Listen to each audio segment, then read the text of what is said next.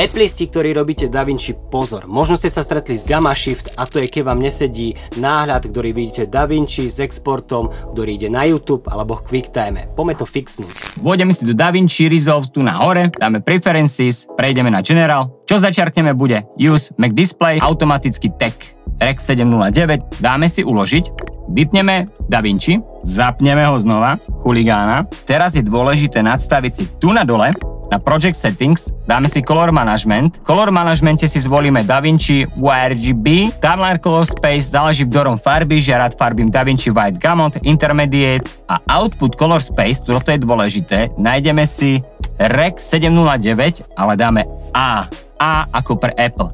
Dáme Save a teraz poďme na Delivery Page. Všetko toto je na tebe, rozklikneme si túto kolónku Advanced Settings, ale my si zvolíme, že chceme Rec 709, Rec 709. Dáme renderovať, môžeme si pozrieť, toto je QuickTime, krásne sedí, toto je YouTube, krásne sedí. Ak ťa zaujíma audiovizuálny svet, bež na môj YouTube kanál Technický týpek, nájdeš tam full videa a vidíme sa tam.